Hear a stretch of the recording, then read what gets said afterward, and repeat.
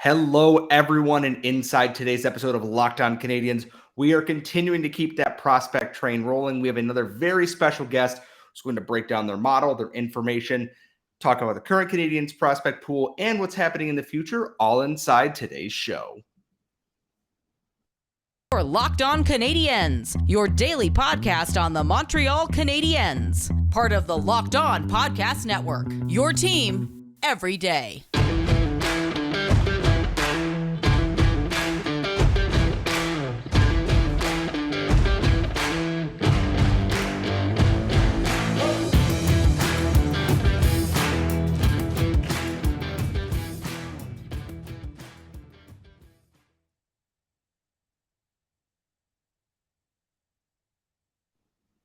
Hello, everyone, and welcome to episode 627 of Locked On Canadiens. As always, thank you for making us your first listen or your first watch of the day if you're watching us on YouTube. I am one of your hosts. I am Scott Matlaw. I'm joined, as always, by the active stick, Laura Saba. And Laura, we are very, very excited. We've been planning this guest for a couple of weeks now, and we are thrilled to finally have them here. How excited are you right now? I would love for our listeners to hear this episode because we get asked about a lot of things and we don't know everything, right? So we're bringing in perspectives from people who kind of do this on a full-time basis and have different ways of quantifying and analyzing prospects. So I'm really excited to bring this perspective to our listeners, and I'm very excited about our guest today. Yes, and without further ado, our guest is the fantastic Byron Bader of hockeyprospecting.com. Thank you so much for making the time. I know it's the middle of the first game of the Western Conference Finals and everything is happening. I want to thank you for taking some time to come talk to us, talk to our listeners about not only your model, but the Canadiens prospect pool and everything. How are you doing on what is a very warm Tuesday here in Buffalo?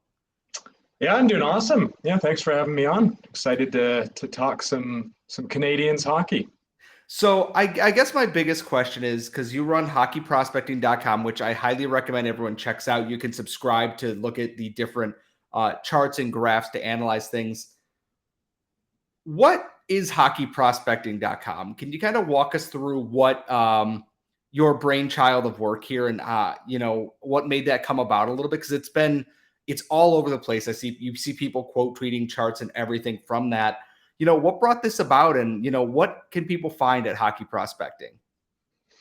So, basically what it is it's a bunch of predictive models to essentially try and predict, which players are going to make the NHL and then which players are going to turn into, stars upon making the NHL. So a star for me is kind of like a big sort of, 97th percentile offensive point producer is really what a star is. So, essentially what it is it's using something called NHL equivalencies, which if you're not familiar with that is, all these different leagues out there, the OHL and the NCAA and the KHL and the SHL, they all have different ways that, a point in these leagues and how it relates into an NHL point when these players sort of transition over, it's different by all these different leagues. And there's probably about 50 leagues out there that theoretically, a prospect can come from. There's a couple more than that, but 50 basically that they will come from. And really it's most of them come from about 10, right? So it's essentially taking, all these different translations and, where the players are coming from, and then factoring in age and looking at sort of growth curves. And you sort of normalize all the data to put all these players on the same level playing field. So when you're looking at, these 200, 300, 400 prospects every year that are coming up and, they're playing in all these different 50 leagues, it basically puts them all on the same level map so you can be able to look at them all equally. And then it shows you, their equivalency, but it also shows you, their probability of becoming an NHLer and becoming a star. And that's based on basically 30 years worth of history. It goes back to 1990, and there's these sort of patterns that emerge in the data of what the typical superstar looks like, or what the typical, 60, 70 point guy looks like, or what the typical, no-brainer guy that's going to make the NHL looks like versus, the long shots. And, a lot of the players that bust out, they look a certain way. So that's basically what the model's telling you and kind of, what it's showing you. And there's a bunch of different tools within it. You can look at, you can compare two players at once and see sort of all the details about them, who they compare to at the time of the draft, and who they compare to, after. I track them for 5 years. So sort of after that 5 years of development.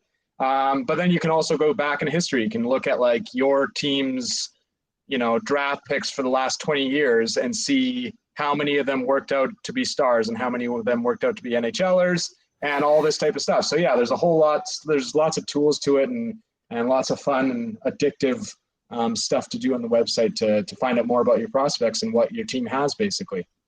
I love that, like, Scott was like, his mind was blown as you were talking. For me, what I liked as soon as you started talking was, like, the contextualizing aspect, because on our podcast, I always talk about, you have to contextualize things. And then in this case, your model does that for you. You don't have to do the guesswork. You can kind of see it in front of you. And Scott is like, historic players, like, because he gets excited about prospects sometimes that maybe don't get pan out. Like, I get attached to players sometimes and then they don't pan out. And if you look at it, and you look at their potential and you look at it objectively, maybe their ceiling was always AHL point producer, right? So I'm really excited just to kind of talk about the Canadiens in this context, but I'm going to let Scott talk about what he was just about to say when I interrupted him. I was going to say, because like you said, you have 20 years worth of data going back, however 30. long. 30. Oh, Jesus. My God. Is there... I guess 32 now, yeah. Oh, my God. Yeah. 1 year for every team in the league now. I wonder with how much hockey's changed, does that kind of change the impacts and the comparisons? Like, I'm trying to think back to the early 90s players coming in there. Are you going to see comparisons closer to that with more modern players coming in? Or are they going to project more towards the current star crop of like the last 10 to 15 years because of that? Yeah, so I mean the patterns that kind of emerge throughout, like, they're pretty consistent. I mean, they've changed a little bit. The success rates have maybe changed a little bit, but I mean, all this is kind of era adjusted as well, right? So these equivalencies of these 50 different leagues, I'm also taking account, this is what the equivalency was in the 90s and the 2000s versus this is what that same league is now 20, 30 years later, right? So that's all factored into the math. But yeah, the comps, I mean, the way it works is I basically built an algorithm to go through and find, the closest player that sort of, when you add up the probabilities, it looks the most similar. So sometimes you get comps that go back to the 90s. And then sure enough, you look at them in the model and how they, their little bar graphs and stuff, and they almost look identical once you sort of normalize everything. So they can compare to, players coming up right now, and they can compare to players, from the 90s and 2000s as well. So it's well worth the subscription fee just to even if you're not using it for analysis, just playing around with it is so much fun, because it's like I like to look back every now and then at, hey, here's this prospect I was really high on for a while. Let me see what their comps were. And I go, oh, okay, maybe that was a mistake on my part.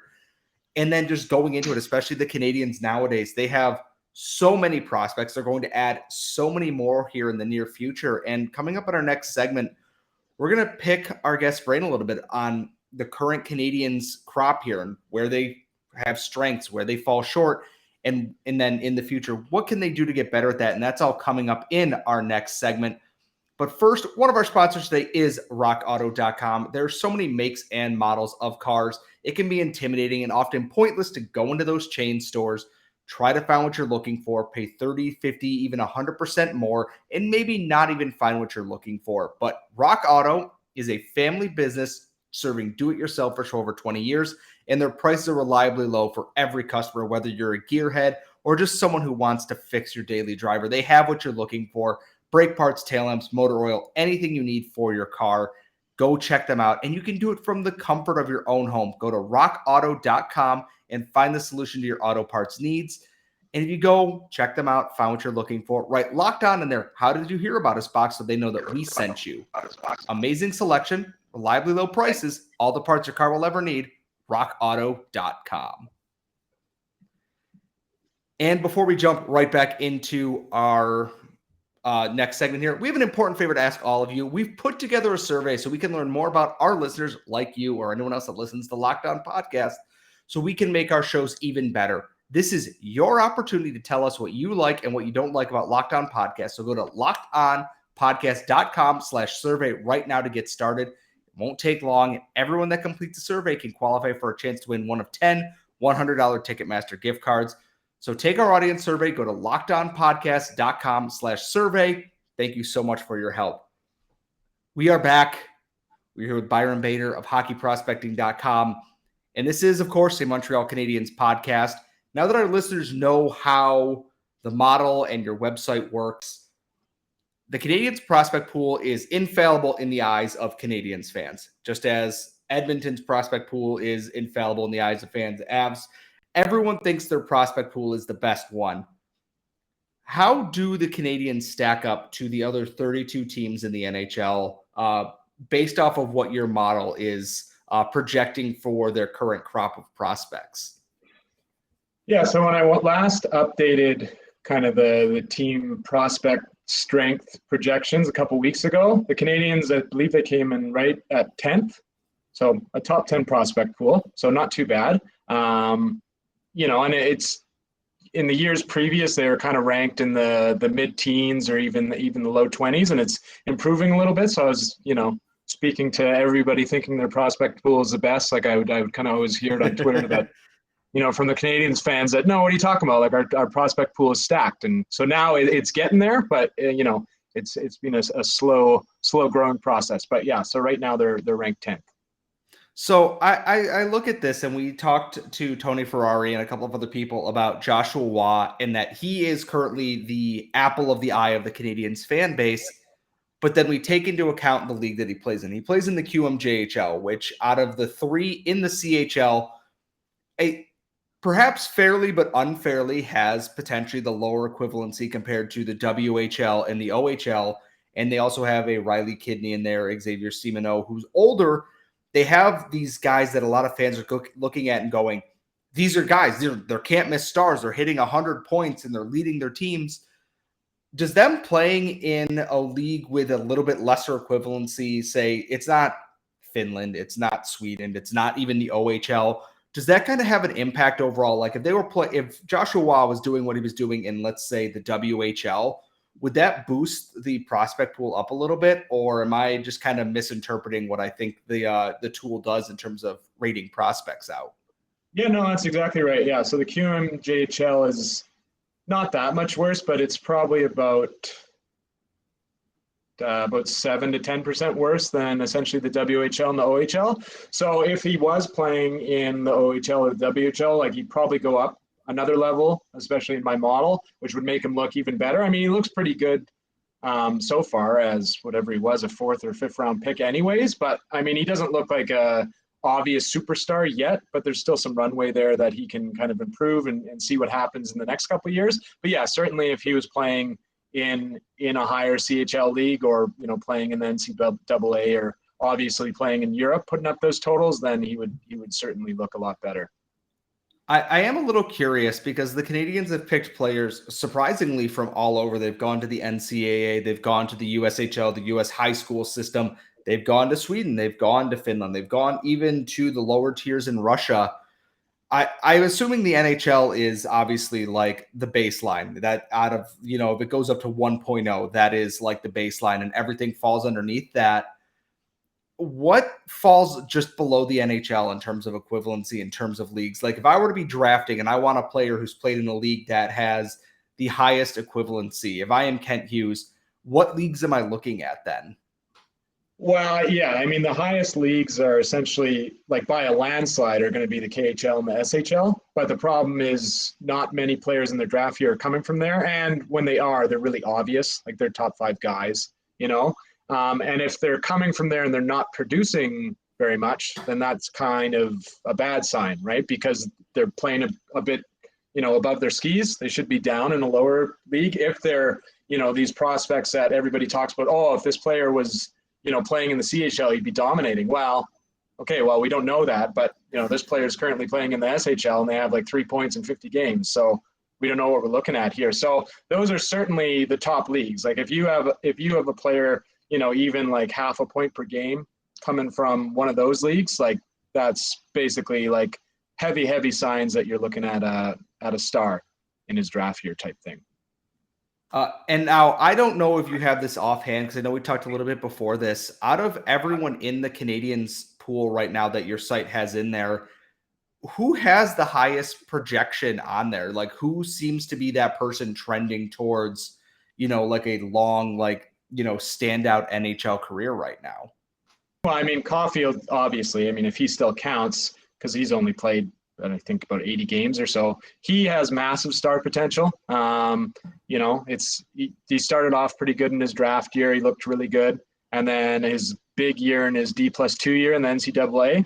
And then this year, it looked like it was all kind of falling apart there until Marty St. Louis took over, and then he spiked again. And, where he sort of netted out, he looks really good. So he's a big star piece in the Canadian system for sure. And then, probably after that, in terms of star potential, is probably Joshua Roy has the next highest potential. And I think he's down around 20%. So it's not, he's not like that almost sure thing looking thing like Caulfield. So it's a heavy drop off after that. And then, other guys yet, Barron looks pretty decent. Like he's kind of around that 20% as well. So those are probably the big top three, I would say.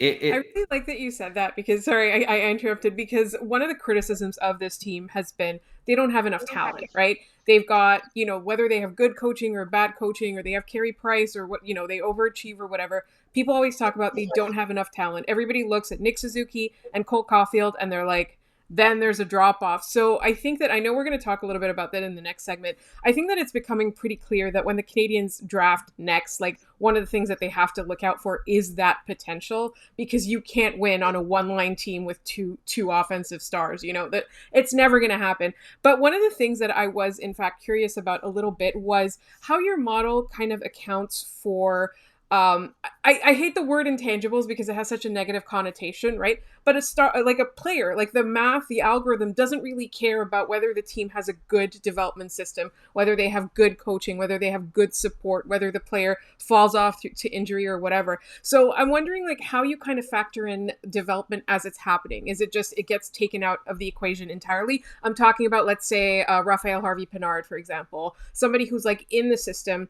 who's been in the system for a couple of years, but we still don't know what's going to happen next year in the coming 3 years. Yeah, so I mean, like I said before, I track the players for 5 years. So from their pre-draft year to 3 years after essentially their first eligible draft year. And then for goalies, it goes 7 years because goalies are just crazy and they take forever. So yeah, you basically see it in the data. So, if a player is rapidly developing, you'll see them start to spike and their star potential will start to spike. And when you look back in history, that's what a star kind of looks like. They start making these massive jumps really early, doing it by age 20, 21 type thing. And then after that, you really start to get diminishing returns. So like, let's say you have this player that's kind of been this low producer, and then all of a sudden, he makes the AHL when he's 23 or something. He starts becoming like a point per game guy. And then you get really excited about it. Like, oh, we got the next big thing. But, the model's kind of what it shows is basically there's a point where, producing massively like that in a league outside of the NHL is like, it's almost too late because, he's kind of missed that age curve. Now, yeah, maybe he's boosting up his chances of becoming an NHLer. He's gone from a 30% chance of being an NHLer to now he's up to like a 60, 70% chance, but his star probability is almost zero because it's coming at such a late stage. So yeah, it all kind of factors in their growth through those 5 years. And then after that, the player kind of is what they are basically. So so it all sort of falls out of their development over those 5 years. And then, like I said, you kind of get diminishing returns from there.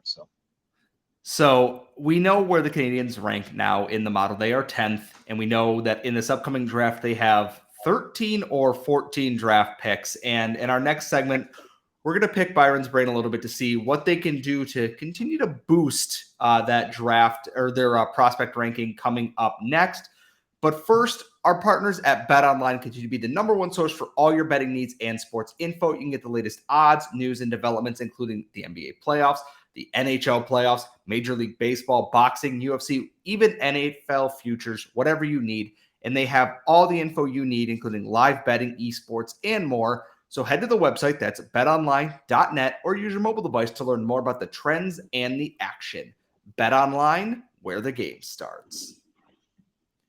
So we are back with Byron Bader of hockeyprospecting.com. We are in our final segment, and before we launch into our next round of questions. Again, thank you so much for joining us. I've already learned a ton in the 20 minutes we've been recording, which makes me feel smarter because I'm just absorbing it via internet osmosis or whatnot. The Canadiens are picking first overall this year. They are very likely taking Shane Wright, and they have another pick in the first round. They have the top pick at the second round. How much of an impact is that going to have on their immediate ranking in the pool here, or in your the tool and the system that you have at Hockey Prospecting? Because Shane Wright is almost a little bit unfairly maligned for not being a superstar. He's not Connor Bedard, Connor McDavid levels of hype. He just seems to be projected as this solid NHL player. But if I'm looking at a team like the Canadiens and I'm looking at their 10th overall ranking here, getting a bona fide NHLer out of the first overall pick should be a win no matter what, and should likely, up their ranking in your what is the word I am looking for here? Tool here, your prospecting tool. Yeah. So, yeah, I mean, I think they have 14 picks, like you said. So I would expect that they're going to jump up huge. I mean, just basically getting Shane Wright out of the gates is going to jump everything up because, that's going to bump somebody out of their sort of top 5 aspect of my prospect ranking. And then it's also just going to add to the depth of the system. That's where the Canadiens do really well in terms of their prospect team ranking, is they have a lot of depth. They have a lot of players in the system that have some potential of making the NHL. Like they have like 20 guys that, have like a decent chance, like all these guys like Gooley and Farrell and Norlander and Kidney and, Mayu, Seamano, like all these guys, like you add them up, some of these guys are going to make them, not all of them, but, probably 30-40% of these guys are going to make it. So they have a lot of depth. But yeah, adding that big star piece is going to be huge. And essentially, so long as they don't kind of really mess up the other 13 picks that they have, and they, they take some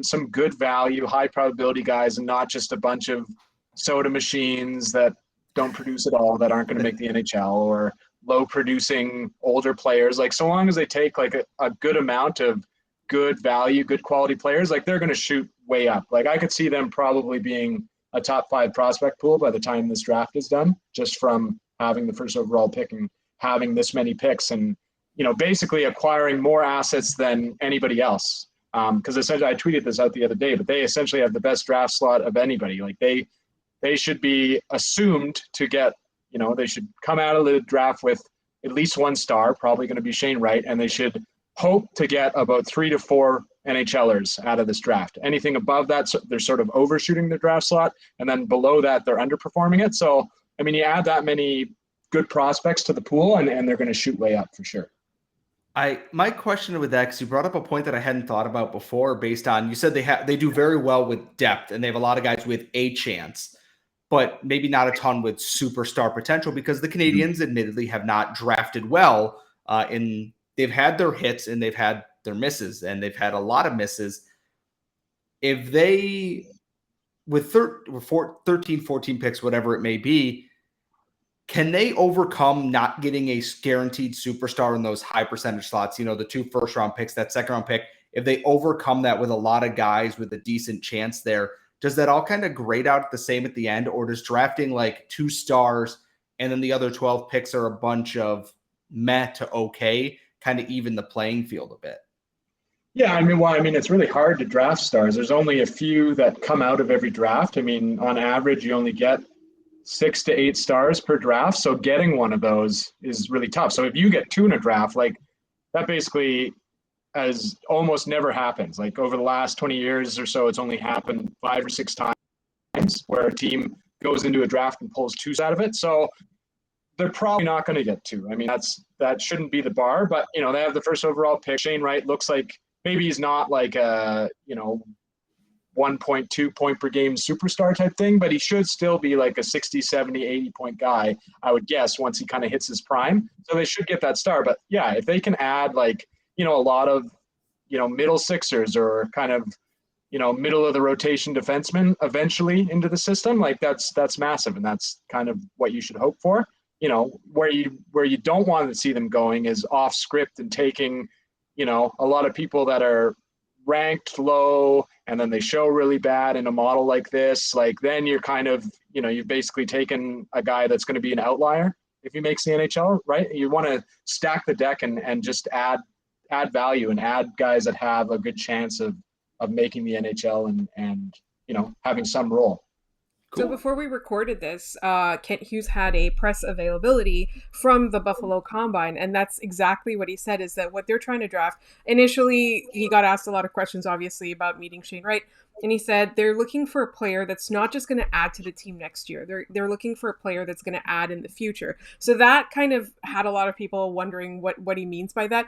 But later on in the conversation, he said, what we're looking for is players who have the highest chance of making the NHL and becoming NHL players. So that to me reads like either, he's read about your model, he knows about your model, or he pays attention. He seems like the kind of guy who pays attention. But I really wanted to ask, because you did mention previously that you track players before they get drafted. So presumably you've been tracking all of these guys that we've been talking about for the last couple of weeks who are ready to get drafted in July. So where in your mind does the star potential stack up for the top three, the consensus top three right now, which I believe is Shane Wright, Logan Cooley, and Juraj Slafkovsky? Because it feels like anybody who was in the conversation a little bit early in the year has dropped down, and those three have really separated themselves from the pack.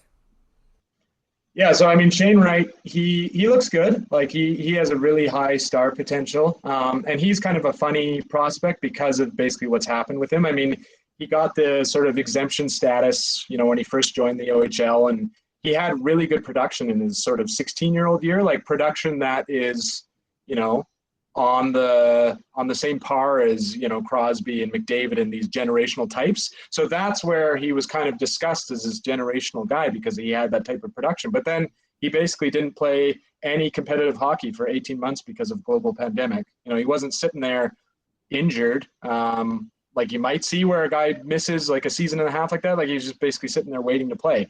And then so that knocked out his whole pre-draft year. And then, in his draft year, it took him a while to get going. And then by the end of the year, he's really cooking. So he looks at a little bit different than how you would expect him to look, but he still looks really good. Logan Cooley also looks very, very good. He looks the part of a top 5 guy, bit of a younger guy. Good production in his pre-draft year, great production this year, looks really good. Be comfortable taking him, in the top 3. And then Slafkovsky, to me, in my work, in my model, he's the one where it's like, especially at first overall, I don't know if I would want to go there because he doesn't have super high production. And when you look at players that look like this, like even players that are drafted in the top 10 or top 5, but all over the draft, like guys who look like this going into the draft, like almost never turn into a star. There's a few examples, like Mikko Rantanen's basically the best example of a player like that turning into a star. So if you have Mikko Rantanen, great.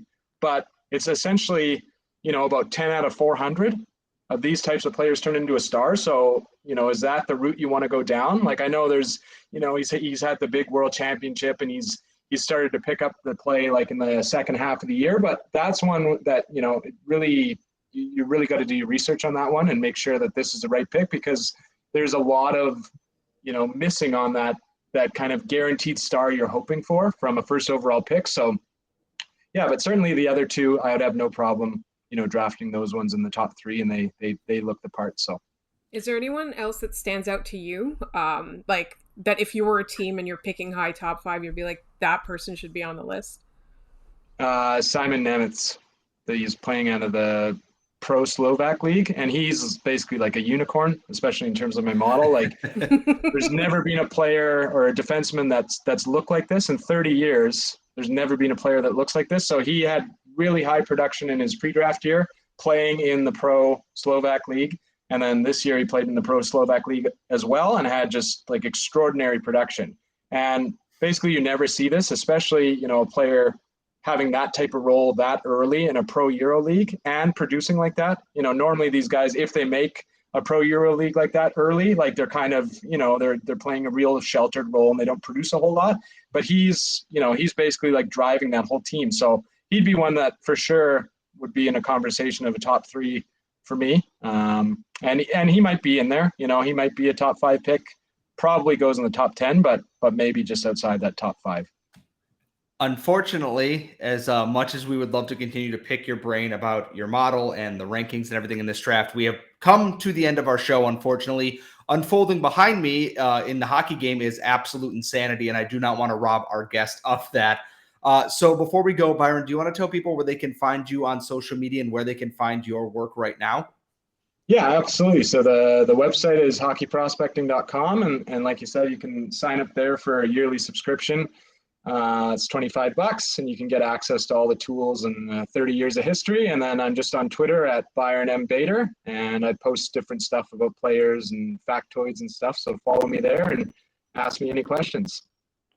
And as always, you can follow us at LO_Canadiens on Twitter. You can follow us on YouTube. Subscribe. We hit 1,000 subscribers. We do something gross because that is the brand now. You can follow Laura at The Active Stick and myself at Scott Matla. And when you are done checking us out, please check out Locked On NHL, where they have all your recaps, everything every night from all of our local experts. If you love us, you're going to love Locked On NHL. Thank you, everyone, and we will see you next time.